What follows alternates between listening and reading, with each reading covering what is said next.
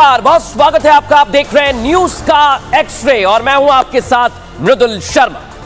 बड़ी और अहम खबरें आज आपके लिए लेकर आए। आज की एक्स-रे रिपोर्ट्स क्या कहती हैं दर्शकों, आइए सबसे पहले आपको बता दें।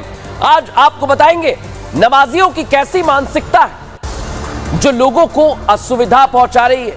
क्या हुआ है, एक एक जानकारी आपको दूंगा और इसके बाद बताऊंगा बांग्लादेश में अगला कुंभ होगा।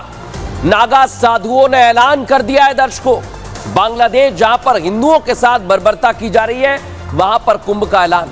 और आखिर में आपको बताऊंगा भारत मां की जय से दिक्कत क्यों है मौलाना, क्या कह रहे हैं, एक एक जानकारी आपको दूंगा।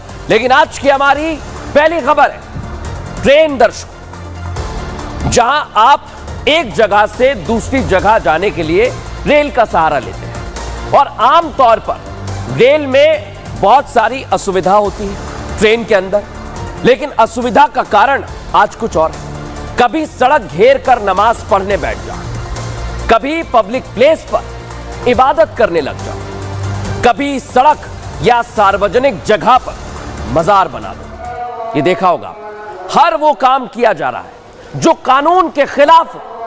और ये मानसिकता आखिर बदलती क्यों नहीं है, आज हमारा सवाल है। क्यों एक्शन के बाद एक बार फिर वही तस्वीर सामने आ रही है?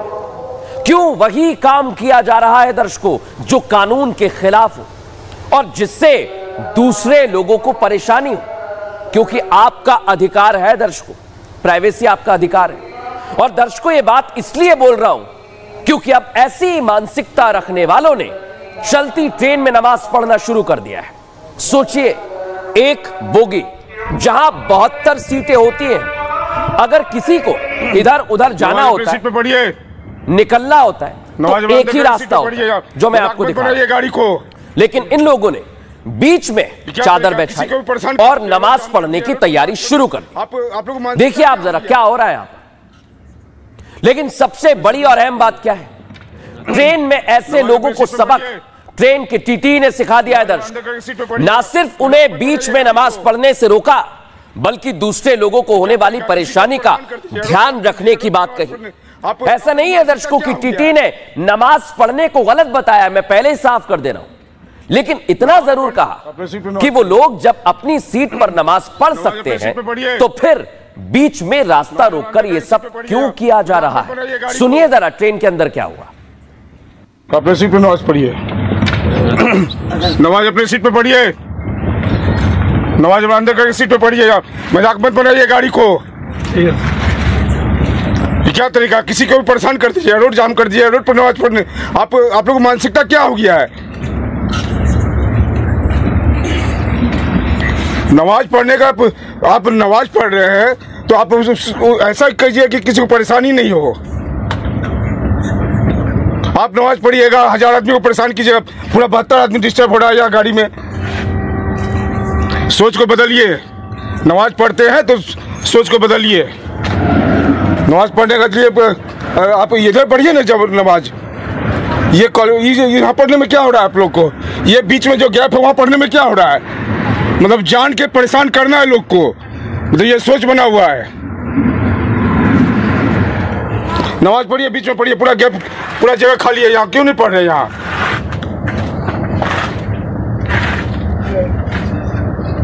अपने सीट पे नमाज पढ़िए, नमाज।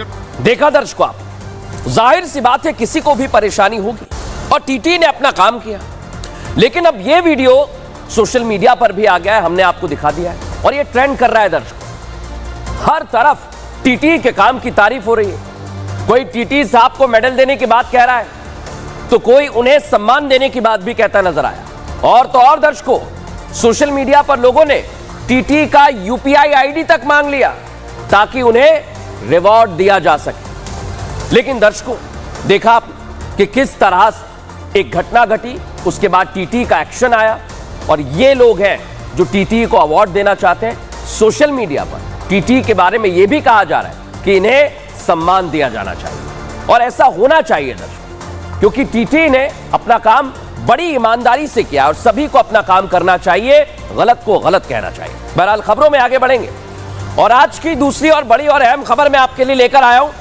बांग्लादेश में अगला कुंभ होने वाला है दर्शकों। कुंभ भारत में होता है, 12 साल में एक बार होता है। लेकिन आप सोच रहे होंगे कि बांग्लादेश में कुंभ कब होगा, कैसे होगा, कहां होगा, ये सारी बातें कैसे खड़ी हो रही हैं, आपको एक एक चीज बताऊंगा दर्शकों। लेकिन उससे पहले बांग्लादेश में हिंदुओं के साथ जो अत्याचार हो रहा है वो किसी से छिपा नहीं है और हिंदुओं को लगातार टारगेट किया जा रहा है। हिंदुओं पर जुर्म थमने का नाम नहीं ले रहा है दर्शकों, अत्याचार नहीं थम रहा है। हिंदू अल्पसंख्यक हैं तो उन्हें अलग अलग तरह से टॉर्चर किया जा रहा है दर्शकों। और ऐसा ही हाल पड़ोसी देश पाकिस्तान का भी है। पाकिस्तान की हरकतें किसी से छिपी नहीं है। पाकिस्तान में हिंदुओं की दुर्दशा पूरा विश्व जानता है क्या है। हिंदू मंदिरों पर कभी रॉकेट लॉन्चर दागे जाते हैं तो कभी हिंदू समुदाय के घरों को निशाना बनाया जाता है, अंधाधुंध फायरिंग की जाती है दर्शकों। और पाकिस्तान के हालात तो इतने बदतर हो चुके हैं कि ना सिर्फ वहां हिंदू बल्कि पाकिस्तान में रह रहा एक एक शख्स अपने मुल्क को भारत में विलय करने की मांग उठा रहा है। आपको दोनों तस्वीर दिखा रहा हूं, पहली बांग्लादेश की है, दूसरी पाकिस्तान। ये हालात बने हुए हैं और इस वजह से, इस कारण अखंड भारत की मांग उठ खड़ी हुई है। अखंड भारत की जरूरत महसूस हो रही है दर्शकों। अखंड भारत का सपना संजोया जा रहा है और भारत की अखंडता की शक्ति को समझा जा रहा है। लेकिन बड़ी बात क्या है दर्शकों, आपने देखा है दर्शकों कि क्या होता है, अल्पसंख्यकों पर अत्याचार किया जाता है और इसी वजह से दर्शकों, इसी वजह से भारत में भी मांग उठ रही है अखंड भारत। अखंड भारत की क्या वाकई जरूरत है? मांग उठना एक अलग बात है, लेकिन उस मांग पर काम किया जा रहा है और उसे धरातल पर उतारने की पूरी स्थिति है। इसलिए तो आज सवाल पूछा जा रहा है दर्शकों। क्या सवाल पूछा जा रहा है? आखिर अखंड भारत कैसे बनेगा? बड़ी बात यही है दर्शकों कि आखिर यह कैसे बनेगा? आखिर अखंड भारत बनाने की जिम्मेदारी कौन उठाएगा? आखिर भारत को अखंड बनाने के लिए कौन आगे आएगा? ये सवाल आज दर्शकों खड़े हो रहे हैं। लेकिन सबसे पहले मैं आपको बताता हूं कि नागा साधुओं ने किस तरह की मांग बुलंद की है।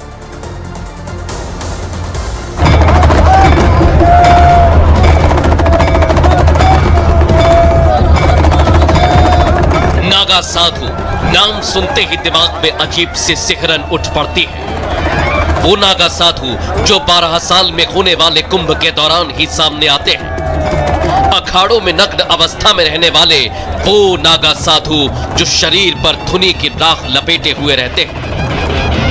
युद्ध कला का प्रदर्शन करते हुए कुंभ में स्नान करते साधुओं की टोली को आपने जरूर देखा होगा। आम जीवन से दूर कठोर अनुशासन में रहने वाले इन नागा साधुओं ने एक बार फिर हिंदुओं की रक्षा का बीड़ा उठाया है।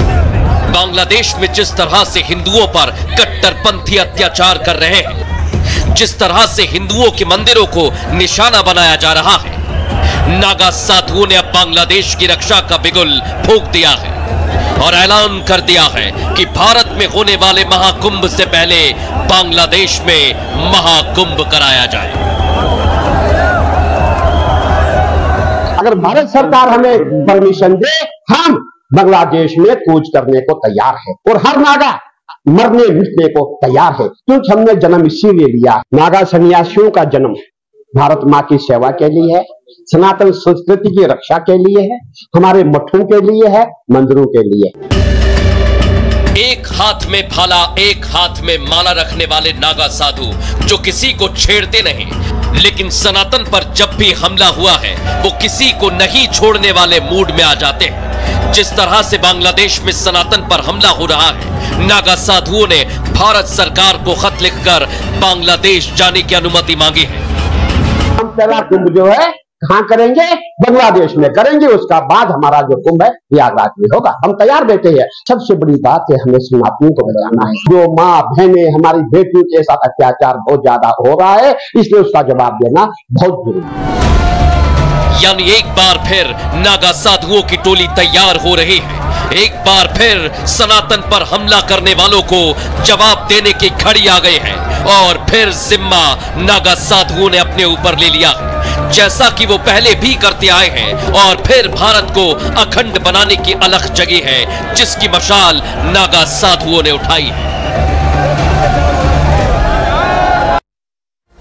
दर्शकों, नागा साधुओं ने अनुमति मांगी, आपने सुन लिया, लेकिन नागा साधुओं का शौर्य क्या रहा है इतिहास में, आज मैं आपको बता रहा हूं दर्शकों। और सुन लीजिए, क्योंकि सिर्फ नागा साधु कुंभ मेले में नजर आते हैं और समय समय पर वो अपनी क्षमताओं का परिचय देते हैं। अगर आप भारत के इतिहास से जुड़ी कई किताबों को पलटेंगे तो नागा साधुओं ने जो युद्ध, धर्म और समाज के हित को ध्यान में रखकर लड़ा है, इन सभी का जिक्र आपको किताबों में मिलेगा। और ये आप समझ जाएंगे कि नागा साधुओं का कोई मौके में अहम योगदान है। कई सारे ऐसे मौके आए, ऐसा कोई मौका नहीं छोड़ा जब उनकी जरूरत महसूस हुई और उन्होंने बड़ी चीज करके दिखाई। आपको बता रहा हूं, नागा साधुओं की सबसे बड़ी लड़ाई अहमद शाह अब्दाली की मानी जाती है। सुन लीजिए, अहमद शाह अब्दाली, जिसे अहमद शाह दुर्रानी भी कहा जाता था, 1748 में नादिर शाह की मौत के बाद अफगानिस्तान का शासक और दुर्रानी साम्राज्य का इस संस्थापक बना था। उसने भारत पर 1748 से 1758 तक कई बार चढ़ाई की। अब्दाली ने भारत पर सबसे बड़ा हमला दिल्ली पर किया। 1757 में जनवरी में यह हमला किया गया था। तब अहमद शाह 1 महीने तक दिल्ली में ही रुका था और उसने खूब लूटपाट की थी। अहमद शाह अब्दाली ने मथुरा, वृंदावन और गोकुल पर अपना अधिकार कर लिया था। गोकुल में खूब सारे मंदिर और वहां बहुत खजाना था दर्शकों। अहमद शाह अब्दाली अपने कमांडर सरदार खान के साथ पूरी आर्मी लेकर गोकुल चला गया। तब दर्शकों, नागा साधु ही थे जिन्होंने अपनी तीसरी आंख को खोला और उस समय वहां पर नागा साधुओं का छोटा सा जत्था मौजूद था, लेकिन संख्या की परवाह किए बिना नागा साधु अब्दाली की पूरी फौज से भिड़ गए। और यह भी बताया जा रहा है दर्शकों कि तब शाह अब्दाली के 100 सैनिक पर एक नागा साधु भारी पड़ गए और इस युद्ध में करीब 2000 नागा साधु वीर गति को प्राप्त हो गए थे। लेकिन दर्शकों, सबसे बड़ी और अहम बात, नागा साधुओं ने अब्दाली के एक भी सैनिक को 4 कदम भी आगे नहीं बढ़ने दिया था। अहमद शाह अब्दाली की सेना जहां थी, वहीं नागा साधुओं ने उन्हें ढेर कर दिया। सोचिए, नागा साधुओं की ताकत कितनी रही होगी और जो सैनिक अब्दाली के बचे थे वो खुद वहां से भाग खड़े हुए। ये वो अहम मौका था दर्शकों, जब नागा साधुओं ने अपनी क्षमता का परिचय दिया और भगवान श्री कृष्ण की नगरी की रक्षा की थी। लेकिन अब बड़ी बात क्या है, अब मौका है दर्शकों, बांग्लादेश में और पाकिस्तान में जहां हिंदुओं पर अत्याचार हो रहा है, वहां नागा साधु जाना चाहते हैं। साधु संत इस पर क्या कह रहे हैं, सुनवाता हूं आपको। जब हमारे समाजियों के साथ वहां बलात्कार होगा, अत्याचार होगा, तो हम लोग चुप बैठे, ऐसा हो नहीं सकता है। क्योंकि सनातन की रक्षा का जो कार्य है वो संतों का है, वो नागा सन्यासियों का है। भारत के सारे साधु संत लोग आक्रोशित हैं, दुखित हैं और भारत सरकार से मांग करते हैं कि शीघ्र अतिशीघ्र बांग्लादेश के ऊपर राजनीतिक दबाव बनाया जाए, ताकि जिस प्रकार से बांग्लादेश में हिंदू भाई बहनों के ऊपर प्रताड़ना हो रही है उससे रोका जाए। ये बांग्लादेश को नहीं भूलना चाहिए कि हिंदुओं पर अत्याचार यहाँ का संत समाज बर्दाश्त नहीं करेगा। नागा साधु दर्शकों तैयार है और संकल्प कहां का लिया जा रहा है, अखंड भारत। लेकिन बड़ी बात क्या है दर्शकों, भारत में तो आपने देख लिया कि अखंड भारत की बात की जा रही है, कहा जा रहा है कि भारत बड़ी शक्ति, महाशक्ति बने, लेकिन भारत से अलग हो चुके देशों को वापस भारत में मिलाने की मांग अब और ज्यादा तेज हो गई। लेकिन दूसरी ओर क्या तस्वीर है, आज मैं आपको दिखाने जा रहा हूं दर्शकों, और आपको देखना चाहिए कि भारत के कई सारे पड़ोसी और दुनिया के दूसरे देशों में उथल पुथल मची हुई है दर्शकों। दिखाता हूं आपको कहां क्या हालात बने हुए हैं। बांग्लादेश देख लीजिए आप क्या हो रहा है, अब ये थाईलैंड तक पहुंच गई। बांग्लादेश में तख्ता पलट हुआ दर्शकों, सियासी उथल पुथल मची हुई है, शेख हसीना को अपना ही देश छोड़ना पड़ा।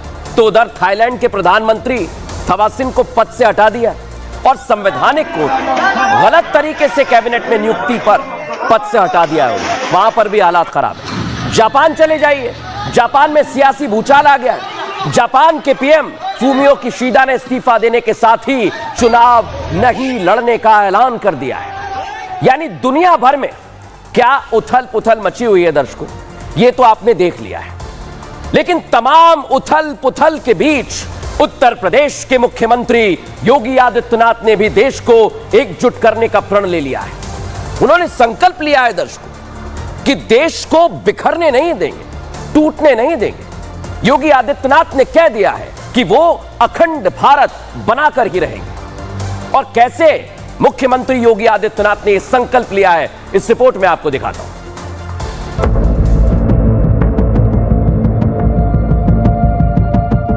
14 अगस्त 1947 वो तारीख जब अखंड भारत को खंड खंड करने की साजिश अंग्रेजों ने रची, जिसका नतीजा यह हुआ कि भारत के दो टुकड़े हो गए, हिंदुस्तान और पाकिस्तान। लेकिन उस काले दिन के 78 साल बाद सीएम योगी ने लाउड एंड क्लियर मैसेज दे दिया है कि भारत एक बार फिर अखंड होगा। मैसेज उन लोगों को जो भारत के टुकड़े होने का ख्वाब सजाए बैठे हैं। आध्यात्मिक जगत में पाकिस्तान कोई वास्तविकता नहीं है। या तो उसका भारत में विलय होगा या पाकिस्तान इतिहास से समाप्त होगा, हमेशा के लिए समाप्त होगा। विभाजन विभीषिका दिवस पर सड़कों पर पदयात्रा पर उतरे सीएम योगी बांग्लादेश में हो रहे हिंदू अत्याचार को लेकर दो टूक कहते हैं और बता देते हैं कि 1947 में जो हुआ था वही आज बांग्लादेश में हो रहा है। जो अत्याचार हो रहा है उस पर कोई बोलने को तैयार नहीं है, लेकिन हमें गलतियों से बचना होगा। कि जो दृश्य 1947 में हुआ था वही दृश्य तो आज बांग्लादेश के अंदर हम सबको देखने को मिल रहा है। 1.5 करोड़ हिंदू किस तरीके से बांग्लादेश के अंदर आज चिल्ला चिल्ला करके अपने आप को, अपनी अस्मिता को बचाने के लिए गुहार लगा रहे हैं। और दुनिया के मुंह सिले हुए कथित सेकुलरिस्ट भारत के अंदर भी इनके मुंह सिले हुए, एक भी शब्द इनका नहीं निकल रहा है। सीएम योगी के बंटवारे की याद दिलाने के पीछे संदेश एकदम साफ था कि विपक्ष अपने वोट बैंक की वजह से चुप है। अत्याचार पर उन लोगों के मुंह सिल चुके हैं। इतना ही नहीं, विभाजन के लिए सीएम योगी ने कांग्रेस को जिम्मेदार बताया। उनको भय है कि अगर इन निरीह कमजोर लोगों के पक्ष में इन्होंने आवाज निकाली तो इनका वोट बैंक खिसक जाएगा। वोट बैंक की चिंता है, लेकिन मानवीय संवेदना इनकी मर चुकी है। चंद घंटे बाकी है जब देश अपनी स्वतंत्रता के 78वें साल में प्रवेश कर जाएगा। इससे पहले सीएम योगी आदित्यनाथ अखंड भारत को लेकर दृढ़ निश्चय और दृढ़ संकल्प शक्ति के साथ आगे बढ़ रहे हैं। योगी ठान चुके हैं कि वो देश के टुकड़े किसी हाल में नहीं होने देंगे। एक गज हिस्सा भी उनके रहते इधर से उधर नहीं जाएगा। जो उस समय अंग्रेजों ने किया वो इतिहास फिर नहीं दोहराएगा। भारत सिर्फ और सिर्फ विकास के पथ पर आगे बढ़ेगा और अखंड भारत कहलाएगा।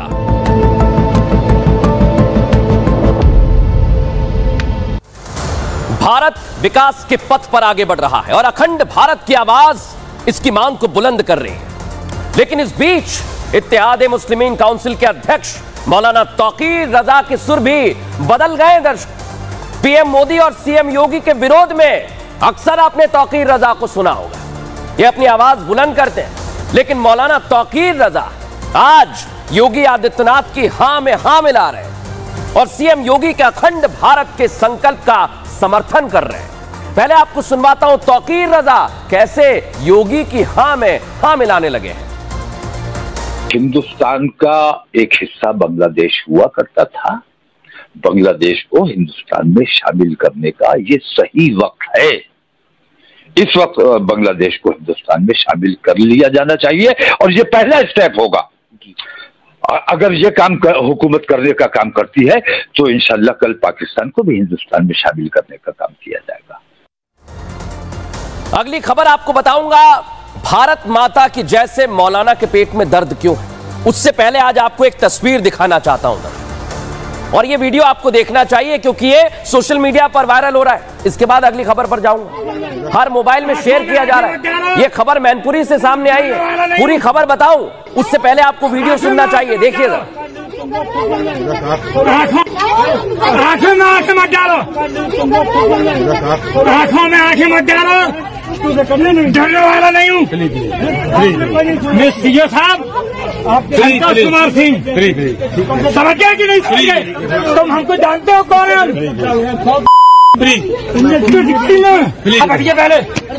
एक लड़की रो रही है, उसकी माँ रो रही है और तुम भाई हाथ पकड़ रहे हो। आंखों में आंखें मत डालो, आंखों में आंखें मत डालो, डरने वाला नहीं हूँ मैं। सीओ साहब संतोष कुमार सिंह, समझे कि नहीं समझे? तुम हमको जानते हो कौन है? हटिए पहले। एक लड़की रो रही है, उसकी माँ रो रही है और तुम भाई हाथ पकड़ रहे हो। सुन लिया आपने कैसी दबंगई है? पूरा मामला क्या है ये भी सुन लीजिए। ये युवक मैनपुरी के करहल में डिप्टी सीएम ब्रिजेश पाठक के पास पहुंचे, उनसे मुलाकात के लिए। एक युवक अपनी भांजी को लेकर पहुंचा हुआ था, लेकिन पुलिस वालों ने उन्हें जाने से रोक दिया। बस फिर क्या था, भाई साहब भड़क गए और पुलिस वालों को नसीहत देने लगे। पुलिस वाले समझाते रहे, हाथ जोड़ते रहे, लेकिन युवक नहीं माना। हालांकि महिला पुलिस कर्मियों से दुर्व्यवहार करने के आरोप में भाई साहब को गिरफ्तार कर लिया गया। बहरहाल दर्शकों, अब खबरों में आगे बढ़ेंगे और जैसा मैंने आपको कहा कि आज की हमारी एक्सप्रेस रिपोर्ट में तीसरी खबर देखनी चाहिए आपको, क्योंकि 15 अगस्त आने वाला है और भारत माता की जय के नारे से किसी को कोई दिक्कत नहीं है, लेकिन मौलाना रशीदी को दिक्कत है। दर्शकों सोचिए आप, भारत माता की जय से अगर किसी के पेट में दर्द हो रहा है तो फिर सवाल पूछे जाएंगे दर्शकों। और इसलिए मैं कह रहा हूं, भारत में लोग आजादी से रहते हैं, आजादी से सांस लेते हैं, भारत का नमक खाते हैं, भारत की मिट्टी में पलते हैं, बढ़ते हैं और भारत में अपना पूरा जीवन व्यतीत करते हैं। भारत में रहकर ही अपना पेट तक पालते हैं, भारत में रोजी रोटी कमाते हैं। लेकिन इनमें से कई लोग ऐसे हैं जिन्हें स्वदेश की मिट्टी के लिए वफादारी नहीं दिखती। ये वो भारतीय हैं जो जिस थाली में खाते हैं उसी में छेद करते हैं। अपना वजूद देश के होने के बावजूद भारत माता की जय से दिक्कत हो गई है। और सही सुन रहे हैं आप, बिल्कुल हमारे आपके बीच कई ऐसे लोग रह रहे हैं जिन्हें भारत माता से परेशानी है। मैं यहां बात कर रहा हूं मौलाना साजिद रशीदी की। तस्वीर उनकी दिखाता हूं आप। ये वो मौलाना है साजिद रशीदी जिन्हें स्कूल में टीचर के मुसलमान से भारत माता की जय के नारे लगवाने पर दिक्कत हो रही है। बड़ी बात यही है, ये इसके विरोध में उतर आए हैं। दर्शक सोचिए आप, हम सब भारत माता की जय का नारा लगाते हैं, लेकिन मौलाना रशीदी को दिक्कत हो रही है।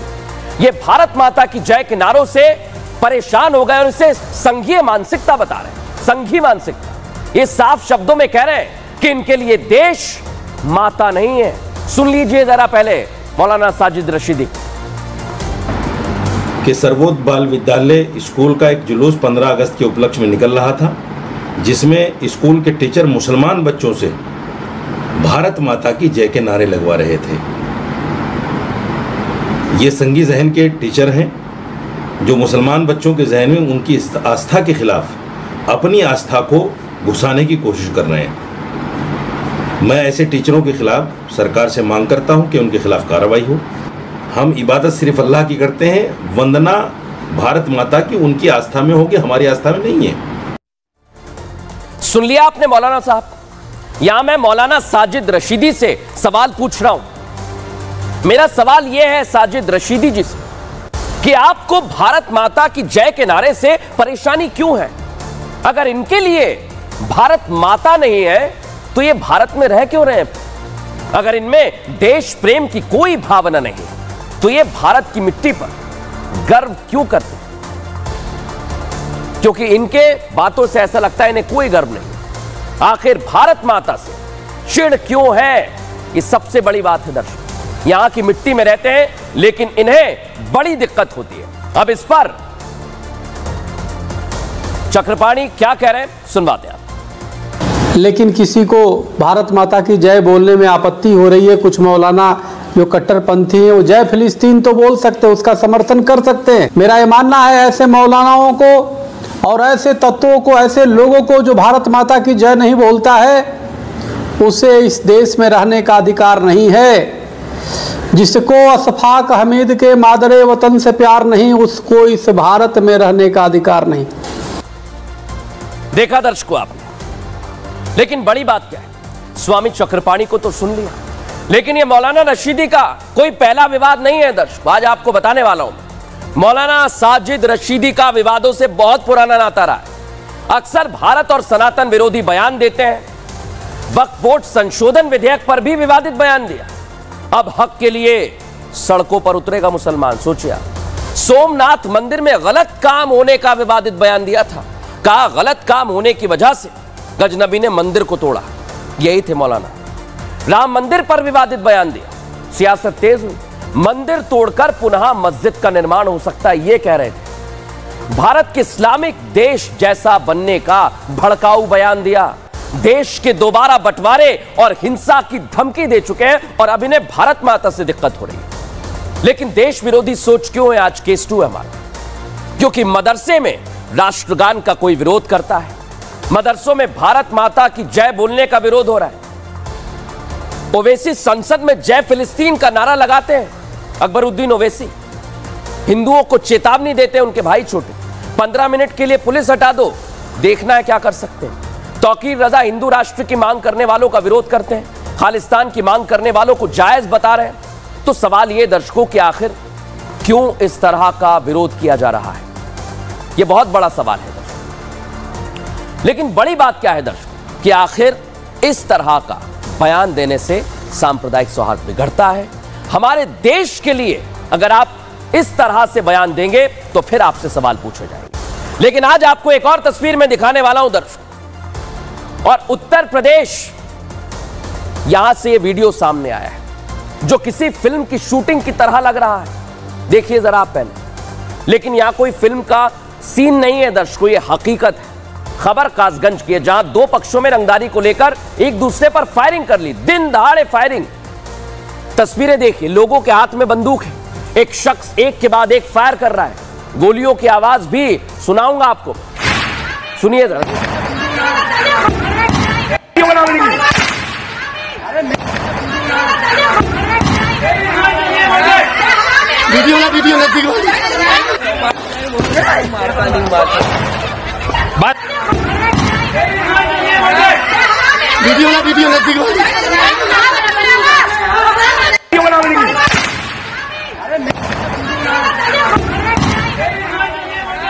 देखिए दर्शक, बताया गया कि शाह आलम नाम के शख्स ने मोहम्मद हसन के खिलाफ 5 लाख की रंगदारी मांगने को लेकर एफआईआर कराई, जिसके बाद से दोनों पक्ष में रंजिश चल रही और इसी के चलते सड़कों पर खुलेआम फायरिंग हुई। इलाके में दहशत का माहौल बन गया है, सोचिए आप। लेकिन इस मसले को लेकर पुलिस की टीम जांच कर रही है, क्या कह रही है सुनवाता हूं। पक्षों में आपस में कहा सुनी होती है तथा ईंट पत्थर चलते हैं। हवाई फायरिंग भी की जाती है मौके पर। इस सूचना पर पटियाली थाना पुलिस तत्काल मौके पहुंचती है। जो संदिग्ध लोग हैं उनको हिरासत में लिया जाता है। तहरीर प्राप्त होते ही शेष वैधानिक कार्रवाई की जाएगी। देखा दर्शकों आप, पुलिस जांच कर रही है। लेकिन आपको राम मंदिर याद है, और राम मंदिर में रामलला की मूर्ति जिन्होंने बनाई वो भी याद होगा। उनका नाम है अरुण योगीराज, और उनको आप भूले नहीं होंगे। वो मूर्तिकार हैं जिन्होंने अयोध्या में रामलला की मूर्ति बनाई थी, यही है वो। और आज रामलला की मूर्ति बनाने वाले कर्नाटक के मशहूर मूर्तिकार अरुण योगीराज को और उनके परिवार का वीजा एप्लीकेशन अमेरिका ने रिजेक्ट कर दिया है दर्शकों। सोचिए आप, हैरानी की बात नहीं है। हैरत की बात तो यह भी है कि ऐसा क्यों किया गया है। अमेरिकन एम्बेसी ने इसकी वजह तक नहीं बताई है दर्शकों अभी तक। सोचिए आप, जिन्होंने इस तरह की मूर्ति बनाई जो पूरे देश भर में आपने देखा क्या हुआ। लेकिन क्या कह रहे हैं अरुण योगीराज, ये बड़ी बात है। उन्होंने सीधे कह दिया है कि अब जो भी वजह है वो सामने आएगी उन्हें इसके कारण नहीं पता है कि आखिर क्यों उनकी वीजा एप्लीकेशन को रिजेक्ट किया गया है। उन्होंने यह भी कहा कि हमने हर एक डॉक्यूमेंट, हर एक कागज सबमिट कर दिया है, लेकिन क्या दिक्कत आ रही है यह किसी को पता नहीं। लेकिन सोचना चाहिए, अरुण योगीराज इतने बड़े मूर्तिकार, आखिर अमेरिका उन्हें वीजा क्यों नहीं दे रहा है। बहरहाल खबरों में फिलहाल इतना ही। न्यूज का एक्सरे कल फिर हम हाजिर होंगे लेकर रोचक और जानकारी भरी खबरों के साथ। नमस्कार।